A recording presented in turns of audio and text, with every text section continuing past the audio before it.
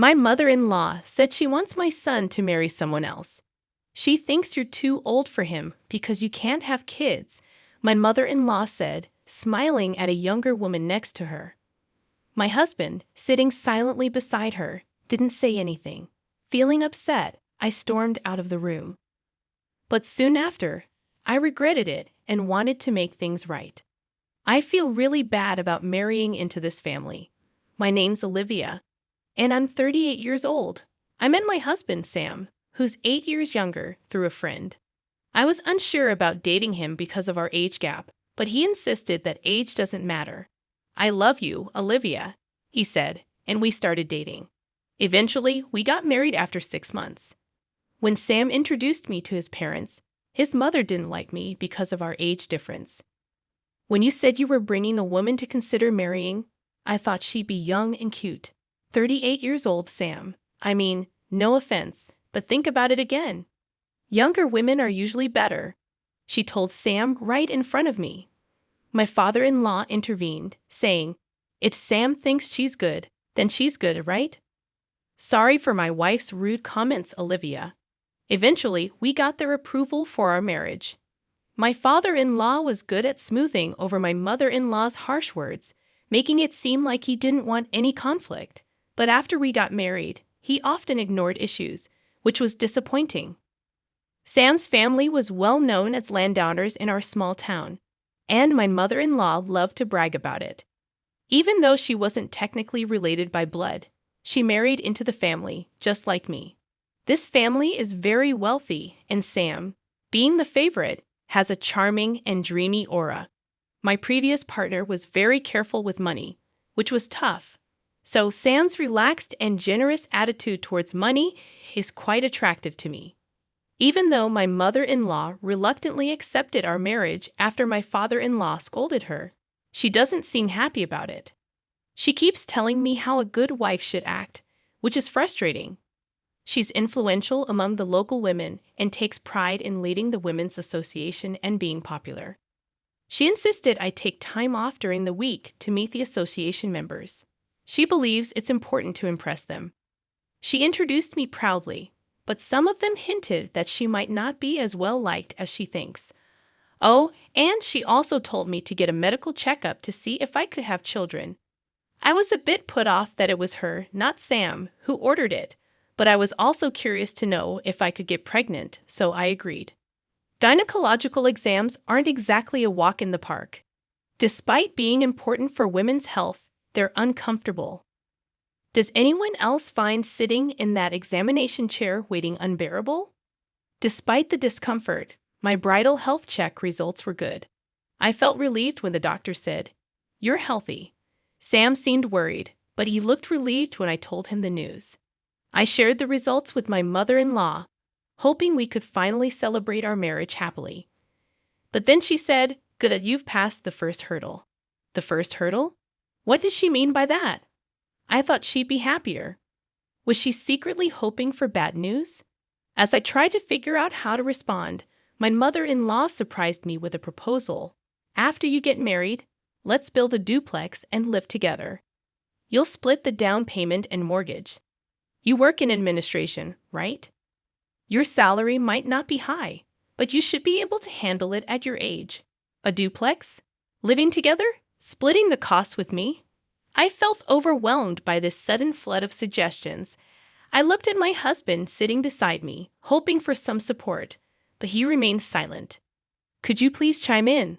I asked him. I haven't discussed anything about living together with Sam. And, well, before we talk about a duplex and living arrangements, I'd like to address the comment about my job, I said, feeling a bit hurt. You haven't discussed it. Oh, well, Sam probably thought it was understood. That's not good. We'd always planned that when Sam gets married, we'll all share a house and live together, my mother-in-law insisted. I felt a chill run down my spine. Always? Is she implying she drilled this idea into Sam's head by repeating it constantly? That's correct. That's what I had in mind. Wait, you didn't know about this? Why are you agreeing so easily? My mother-in-law questioned. I'm sorry, but I had no idea about this plan, and I can't make a decision without discussing it with Sam first. Can we please hold off on this for now? I said before leaving my in-laws' house. Later, when I talked to Sam, he admitted that after we got married, he intended to build a duplex on his parents' property and live with them. I was furious that Sam hadn't told me about his plans, but when he apologized and said he forgot, I couldn't stay mad. I thought I might not find someone as kind and handsome as Sam at my age, so I ignored the warning signs and went ahead with the marriage. Looking back, I realized I should have been more cautious. I ended up going along with my mother-in-law's wishes and helped pay for a duplex where we'd live with Sam's parents. 6 months into our marriage, I found out I was pregnant. I kept it a secret from my in-laws until I was sure everything was stable. When I finally told them, they were thrilled and started discussing baby names, assuming it would be a boy, although we didn't know the gender yet. Despite feeling pressure, it's nice to see them happy. I was advised to quit my job for safety reasons, but since I help with my family's business, I have some flexibility. I decided to keep working as long as it doesn't strain me too much. My pregnancy was going smoothly, and I started feeling the baby's movements, a long-awaited joy. It's a mysterious yet happy feeling to sense a tiny life stirring inside me. I'm grateful for the joy of being a woman and experiencing this miracle. Sam, my husband, and my in-laws eagerly anticipate the baby's growth at each checkup, and I can't wait for the child's birth. I have a feeling that my relationship with my mother-in-law will improve once the baby arrives. One day, when everything seemed perfect, I noticed the baby's movements were weakening. I felt an indescribable anxiety and rushed to the hospital. The doctors gave me heartbreaking news. Something was wrong with the baby. Why? How? I was living normally. What did I do wrong? I was gripped with fear over the risks. I was hospitalized immediately, but despite the doctor's efforts, my child passed away. Just a few more months and I could have held my baby. Why did this happen so suddenly? It felt like just yesterday when the baby was moving so energetically inside me. Was it my fault? As I cried in sorrow, my husband's words pierced through my pain. How long will you cry? It's over now, isn't it? Crying won't bring the baby back. Stop crying. I was stunned. What was Sam saying? Our child had just passed away. Even though I was taken aback by this cold side of Sam I had never seen before, my shattered state of mind left me unable to speak. Then came the day I was discharged from the hospital. Sam didn't come to pick me up. I managed to force a smile and reassure the nurses who were concerned about me going home alone. When I arrived home in a taxi, Sam, my mother-in-law, and an unfamiliar woman greeted me. "Welcome back. It's a shame, isn't it?" said my mother-in-law with a strange smile. "Yes," I responded, taking a seat on the living room couch as suggested. The seating arrangement was strange, with my mother-in-law and the woman sitting across from me on a bench, and Sam sitting next to them, showing no effort to comfort me or make eye contact. As my mother-in-law spoke, my heart sank.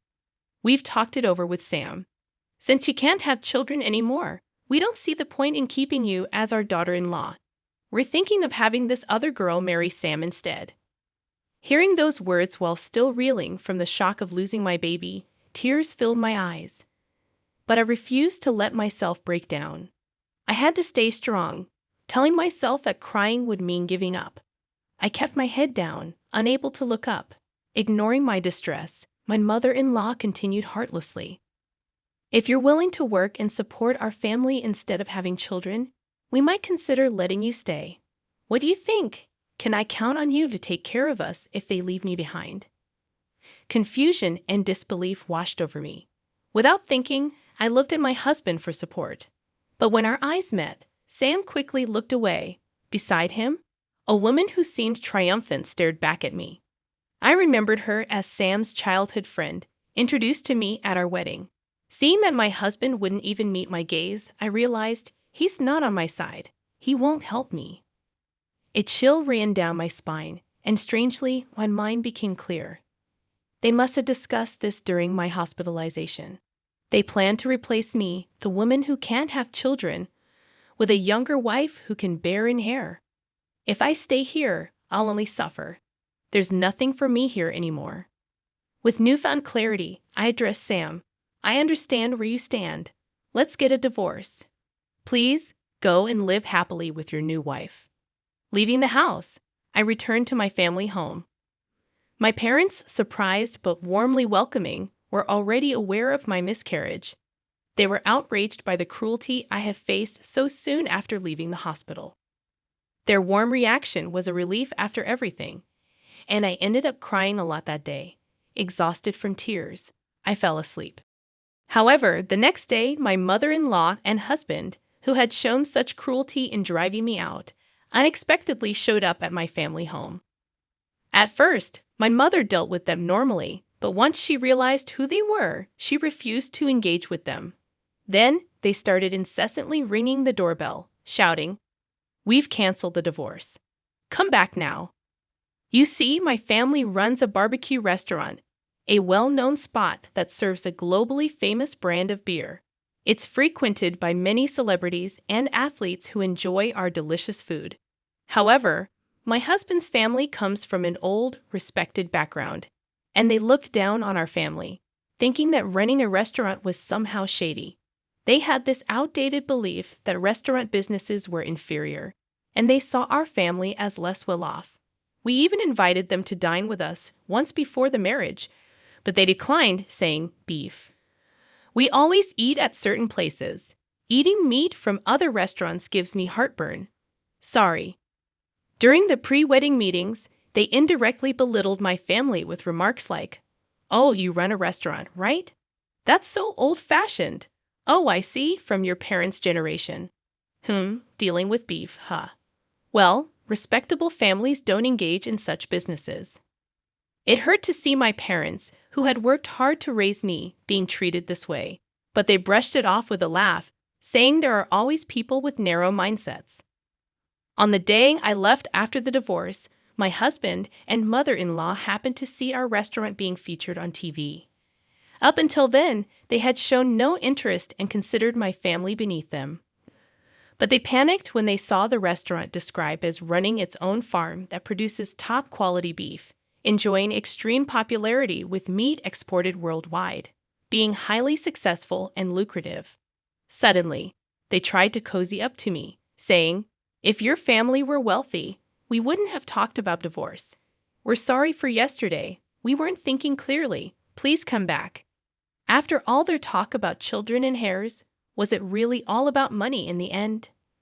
My husband Sam and his family never asked much about my job, so I had simply told them I worked in office administration for my family's company, leading them to believe I was a low-paid and incompetent employee. Consequently, they probably assumed that asking me to pay for the house would make me give up on the marriage. In reality, I managed the meat export division of my parents' company, earning a substantial income for an office worker. Fortunately, I had saved up a good amount due to getting married later in life, allowing me to provide the money they demanded. I am also a major shareholder in the company and aspire to eventually take over my father's position to further expand the business. Despite this, they had never shown any interest or asked me about my role until it was highlighted on TV, leading to an overnight change in their treatment of me. Despite incessantly talking about wanting children, it became apparent that money was their primary concern. Their shallowness appalled me. Finally, my father, who had been silently observing the situation, lost his temper and kicked Sam and his parents out. "Thank you, Dad. You saved me," I said. My father, still seething with anger, began drinking and cursing at them. He had me explain everything from before the marriage without holding back any details, believing I couldn't handle this alone. My father promptly contacted a lawyer he knew, leading to a demand for damages since I was unjustly evicted. We also asked for reimbursement for the housing funds I had provided during our cohabitation. The claim was acknowledged, and it was decided that I would receive a refund for the expenses I covered. However, Sam alone couldn't repay the loan I had taken out, so his family home had to be sold. They had built a lavish house on rural property just for show, leaving a considerable mortgage remaining even after the sale. Moreover, the house was filled with the eccentricities of Sam's mother, making finding a buyer willing to accept it as is doubtful, suggesting that disposal could take time. Fortunately, they managed to sell some land they owned separately, allowing me to recoup my money first, which was a relief. At this point, I was grateful for marrying into a landlord's family. Sam and his parents were forced to leave their beloved two-family home and now seemed to be struggling in a rented apartment, facing difficulty repaying their loan. As for the woman who was planning to marry Sam, she was only interested because she thought she'd live in a big house and that his family was wealthy. But as soon as she found out they were going to lose the house and still be in debt, she disappeared. It was probably the best decision for her because if she had married him, she might have been pressured to have a child and forced to work due to her young age. News travels fast in this rural area. Gossip spreads like wildfire, especially when it involves a well-known family like Sam's. People are buzzing with interest, commenting on how poorly they treated me and how they used to flaunt their big house, but are now in debt and living in an apartment. With both the wife and potential new wife gone, their family line might end with this generation. It's incredible how accurate the rumors are and makes you wonder who's been watching all this. The power of a rural network is quite something. Now my bossy mother-in-law, who used to act like she owned the place, sneaks around even when shopping, worried about people's stares. My parents remind me, "We warned you not to marry into a family that would insist on testing if you could get pregnant before marriage, didn't we?" And brush off the situation. They even console me in their own way, saying, "Olivia just rushed into marriage a bit. Don't worry about it. It's fine if you stay home." They try to be understanding in their own way. Despite the troubles of being kicked out and going to court, I can see they're happy to have their daughter back home. I'm grateful for their warmth. It feels like I was just dreaming or living a nightmare during my married life. But now I'm free. I may have a divorce behind me, but I'm still in my 30s. I haven't given up on marriage. Once things settle down, I plan to work hard to find a new partner. But for now, maybe I'll focus on doing good things for my parents.